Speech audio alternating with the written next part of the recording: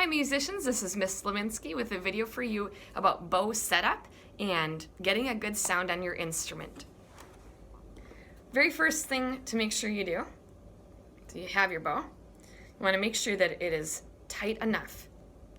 Notice right now my bow is resting. The stick and the hair are really close to each other. That, if I put this on my string, the stick is going to be touching the string and it gets kind of a weird grainy sound. Doesn't sound the best. We want there to be some resistance in the middle. So tighten your bow. Hold your bow down here. Grab that screw and turn it. If you play violin, viola, or cello, your bow is going to look a lot like mine. If you play bass, your bow is going to be a little bit bigger. I can show it with a bass bow in a minute. Okay, and check this out. Now I can see that there's a gap right here. Do a pinky check, slide that pinky through. In the very middle, you should not be able to feel the hair on your pinky, all right? There should be a little bit of a gap between your pinky and the hair. If it passes the pinky check, you're good to go. If it doesn't pass, if you say you feel that on your pinky, grab the screw, turn it righty-tighty, clockwise, at least one big turn, and then check again. Once your bow is tight enough, grab your rosin. Remember, you need to add rosin for every probably 60 to 90 minutes that you play. You don't need to add a lot, but you do want to make sure that it's even across your whole bow and that you go all the way from the frog to the tip. 4 times. That's what I just did. 3, 4, like that. If there's any place in your bow that it doesn't really make a sound when you're pressing down, like really close to my frog, I've got this teeny little spot that won't make a sound. That means there is probably 0 rosin on that spot, or just not enough.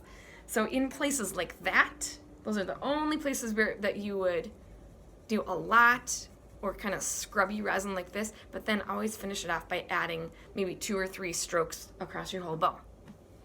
That means your bow is ready. There is such a thing as too much rosin. That would be if your bow gives off a cloud of rosin dust when you flick the hair just like that. You don't need to do that every single time, but maybe if you don't like the sound, if your sound is super crunchy, too much rosin in your bow hair could be the issue.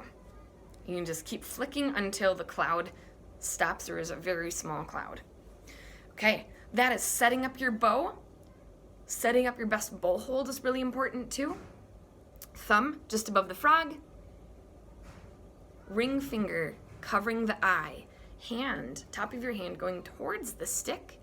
Pointer finger, make sure it wraps around and that your pinky is standing tall, like this. This is totally opposite of what we're trying to do, and it's going to make your bow travel really crooked. No matter what instrument you play, it will not be able to get your best sound. You'll be fighting this. So make sure bow hold like this. All right. And then just practice the motion of opening and closing your elbow in the air. Then we'll start putting it on our instrument. Okay. So this video is all about how we make the most beautiful sound. A lot of it is in the setup of our bow, making sure that things are ready. I'll have another short video that talks about fixing sounds that you might not really like. Our best setup on a violin or a viola looks like this. My scroll is straight out. It is not drooping to the ground.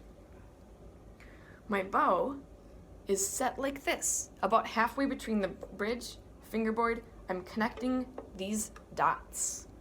My bow is in the sweet spot for a violin or viola. And then, when I move my bow, I use at least 6 inches.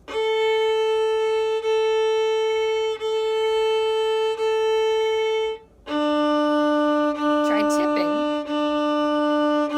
to new strings. A lot of times, some of the first issues that we encounter making a good sound is just having trouble balancing on one string alone. That's why the ant song really helps out. We practice tipping our elbow to get only one string at a time. So here is just an example of how it looks when this one's a violin, but it's the same motions for a viola on the ant song.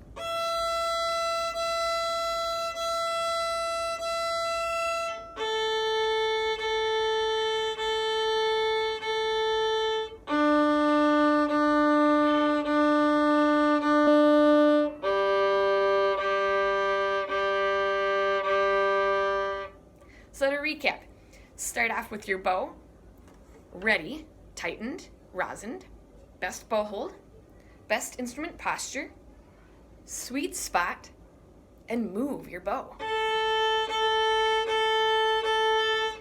If I didn't do those things, a not so great bow hold, or poor posture, or my bow traveling crooked, or a short bow, terrible sound, or just not as good as it could be.